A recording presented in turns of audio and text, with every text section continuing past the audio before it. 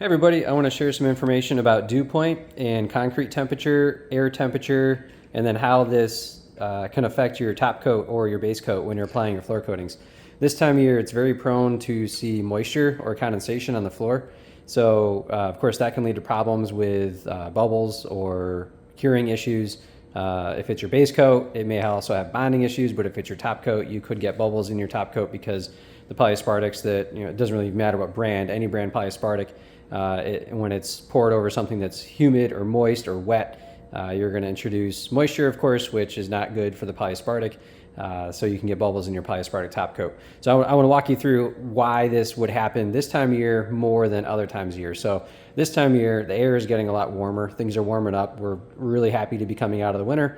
However, the ground is still very cold. So when the ground is either frozen and or still colder than the air, we have to measure a couple things with either a temperature gun, IR gun, thermometer, whatever tools you have. But right now, I'm in New York State. The air temperature is 63 degrees, and the humidity, relative humidity of the air is, I think it was 73%, 74%. So with that, running a quick calculation for dew point, that puts the dew point at 53 degrees, or 54 degrees, something like that. You can throw that on ChatGPT, just take your temperature, take your relative humidity, throw it in ChatGPT or Google or whatever you want, or a calculator on Google, and it's going to spit out the dew point. So we're 63 degrees air, 63 degrees air temperature, 74% humidity. That gives us about a 53, 54 degree dew point. And what that means is when the temperature reaches dew point, we get saturation. We get a cloud in the air or we get condensation in the ground. Well, we're not applying the coating to the air, we're applying the coating to the ground, so we need to measure the temperature of the ground. So I'm going to flip this around.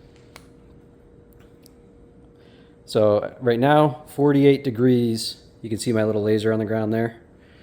48 degrees, 47 degrees. I can measure in a couple other spots. I can come here to the back of my garage.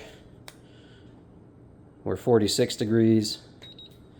And I can come up here maybe to the front. And you can see some footprints of the moisture, the condensation that's on the floor. 50 degrees, a little bit more towards the front because this door has been open this morning. But I can go here under my car.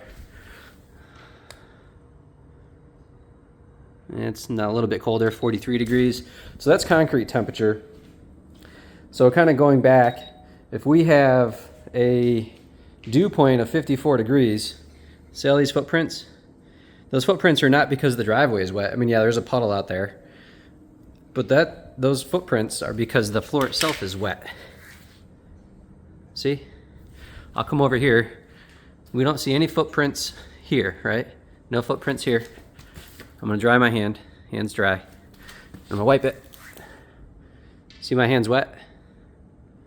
So if you guys are doing a base coat and flake, and then you reclaim your flake, and your concrete slab temperature is colder than the dew point, then again, I'm gonna wipe my hand dry.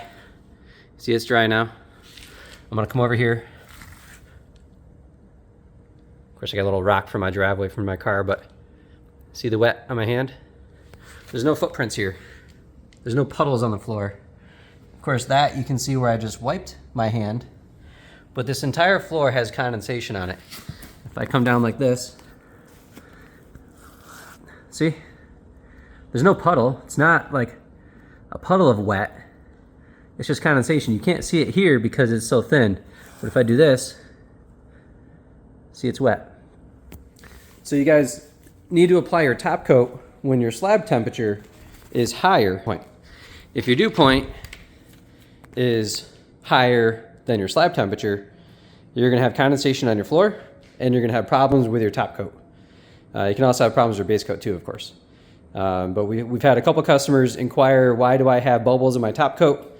The reason you have bubbles in your top coat is because your floor was wet before you applied your polyaspartic. Can't have that.